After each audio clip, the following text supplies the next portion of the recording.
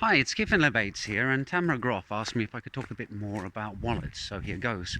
So, in blockchain, wallets perform one or more of the following three fundamental actions. The first is the generation and or storage of private keys. The second is the signing of transactions, and the third is the submission of transactions to the blockchain. So if we start off with the simplest form of wallet, that would be a paper wallet. And there, what you do is you generate private keys, corresponding public keys, and you write them down on a piece of paper.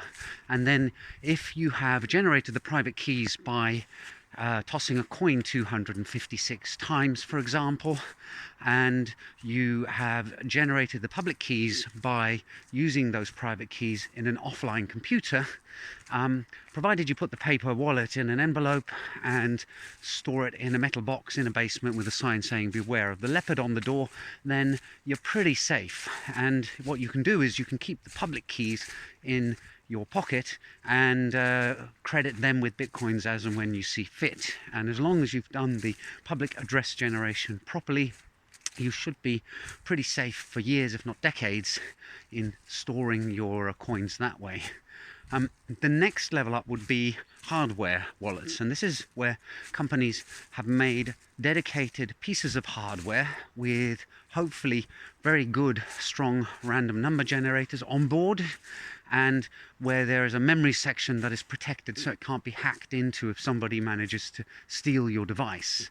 And typically what happens with hardware wallets is that you generate a seed phrase. So this is a long string of words, and that is used to create a seed for the random number generator, which generates the private keys. And that means that if your hardware wallet is ever lost or damaged, you can use that seed phrase to create a new hardware wallet, as long as you can get hold of the same model, or you know the algorithm that is used to generate the random numbers.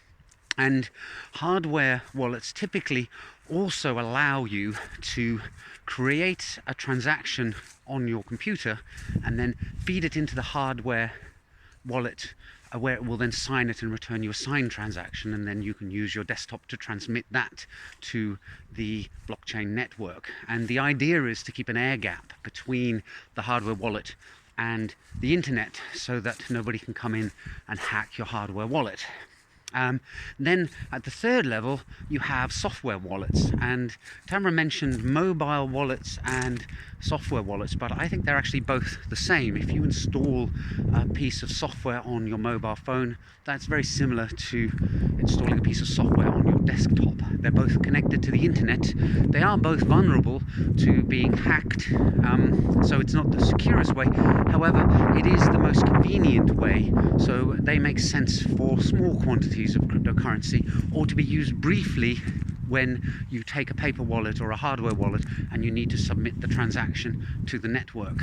And again, there will be something that generates random numbers to create your private keys, just like the hardware wallet. Hopefully there'll be a seed phrase or passphrase to lock the software when it's not being used, and another one for actually generating a whole clutch of addresses so that you can recreate them if the software is ever corrupted or damaged or deleted accidentally. So there you go. Those are the sort of three levels: storing keys, secondly signing transactions, and thirdly submitting transactions to the network, and the different levels of convenience versus security that you get. Hope that was informative, and see you in the next video soon. Bye for now.